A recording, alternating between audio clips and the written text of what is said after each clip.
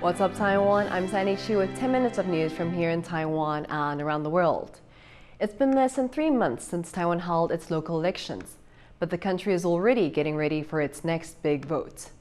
Taiwan will choose a new president in January 2024, and the ruling party is now one step closer to picking its candidate. Statch Butler reports. Taiwan's biggest opposition party celebrating victory. In November's local election, the Kuomintang, or KMT, took control of 3 more cities, including the capital, Taipei. For the ruling Democratic Progressive Party, it was a historic defeat. Now, the DPP wants revenge. They're already gearing up for Taiwan's presidential election, which will take place in January next year. President Tsai Ing-wen has hit her 2-term limit, so her job is up for grabs. On Wednesday, the DPP said it will announce its candidate on April the 12th. The winner will be whoever comes highest in opinion polls that month. Party chair and current Vice President Lai Ching-te is widely seen as the favourite, but it's unclear who he'd face. The KMT's chair, Eric Zhu, is keen to avoid a scrappy contest in the party primaries. 绝对不容许这个中间有很多的谣言、很多的是非、很多不是事实的事情，来影响国民党的团结，影响我们全党一致共同的目标。 New Taipei Mayor Hou Youyi is polling highest from the KMT.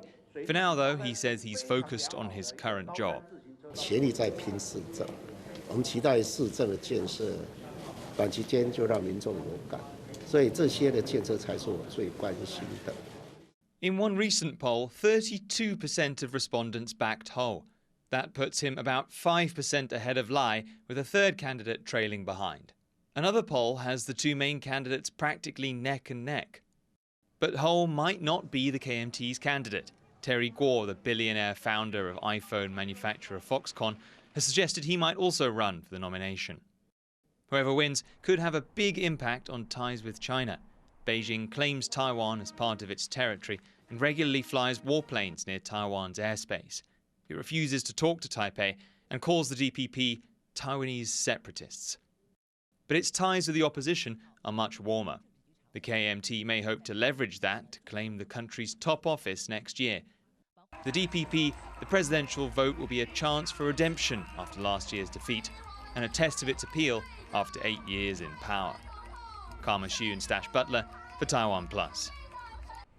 4 parts of Taiwan are now officially classified as super-aged. That's according to statistics from the Interior Ministry. The UN defines a super-aged society as one where 20% or more of its population is older than 65. Taiwan's southern Jiayi County leads the way, with more than 21% of its population over that age. It's followed by the capital, Taipei, central Nantou County, and its neighbor, Ringling County. More than 17% of Taiwan's overall population is above the age of 65. Taiwan's National Development Council has for years predicted that Taiwan will become a super-aged society by 2025. This is partly due to a falling birth rate and a rapidly aging population. But experts say that financial reasons also play a part. 我觉得中南部出现的大部分都是人口外流，那台北市，特别是说买房很难，对年轻人来讲，他根本就没有立锥之地。 The Taiwan International Orchid Show will kick off next month in the southern city of Tainan. Around 2,000 kinds of orchids will be on display at the annual event. It will run from March 4th to March 19th at the Taiwan Orchid Biotechnology Park in Tainan's Houtbi district. This year's theme is exploring the origin of orchids. The show's organizers say they hope the event will give Taiwan's orchid industry a boost following the COVID-19 pandemic. Europe is about to take a great leap forward in humanity's understanding of the cosmos. The European Space Agency is getting ready to launch a new telescope into space to try and find out more about how the universe works. Eric Gao has the details. This huge piece of machinery is the Euclid Space Telescope. Named after the famous Greek mathematician, it was created by the European Space Agency to peer into deep space and help scientists unravel the mysteries of the universe. One of the biggest questions they want answered is why our universe is still growing. The universe is expanding faster and faster. So something is causing it to expand faster and faster. So there's a lot of energy that we can't see and we can't explain, and we call that dark energy. So cosmology is exciting at the moment. We have dark matter, dark energy, 95% of everything out there we can't really explain. The cosmological models don't quite work, and Euclid is going to hopefully make a huge advancement in our understanding of all of these topics. Once in space, Euclid will take photos of billions of galaxies, covering about a third of the sky we can see from Earth. Some of those galaxies are 10 billion light years away. Euclid will put these photos together into a 3D map, which scientists hope will give them a better understanding of how dark matter affects the universe. It is making images where we can see the effects of dark matter spatially on galaxies across this large area survey.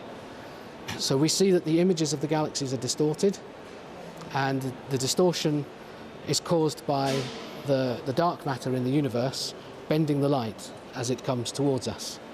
Euclid will be shipped to Cape Canaveral in the US in a few months. From there, it will be launched into space in July.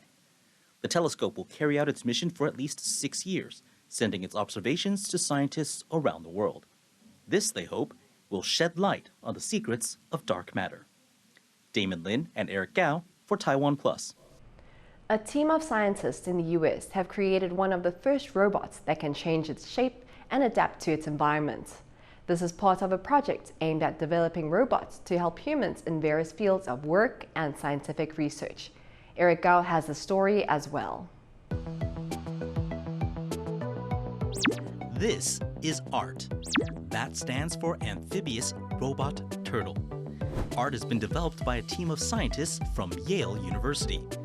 Taking inspiration from real sea turtles, ART is one of the first robots with the ability to change its shape to better suit its surroundings. So, as part of our design strategy, we replaced the legs of this robot, which are usually made of fixed materials, with shape-morphing materials. In doing so, we're allowing the robot to change the shape of its limb to specialize for locomotion in different environments. The robot can operate both on land and in water. But to move between the two, ART needs to transform. Notice how its limbs start to extend and turn into flippers as it crawls into the water. So currently, we're looking to improve the robot's ability to transition between water and land rapidly and more efficiently. So as part of this, we're looking to make the morphing limb of the robot in a future generation to morph faster, on the order of seconds, rather than the order of a minute, which we can achieve now. ART is still in development, though scientists hope that the robot turtle will eventually be used in a variety of situations. It can really help in jobs like environmental monitoring, for example, of an estuary system, where the robot would have to go between patches of land and patches of water, and transition back and forth to survey and take data. Another potential use case is, for example, support of divers, so the robot could transport materials or tools from the land to a submerged job site where divers are working. For now, ART roams the campus at Yale, and while it might not be the fastest robot out there, this team of scientists are hoping it'll go on to make great strides. Howard Song, Irene Wu, Jaime Okan, and Eric Gao for TaiwanPlus. A large metal ball appeared on the beach in Japan on Wednesday. The ball is rusted and hollow, and it is around 1.5 meters in diameter. Authorities called in a bomb disposal squad. Experts determined it is not a mine, but authorities still don't know what it is or where it came from. Sightings of balloons and other unidentified objects have been increasing around the world.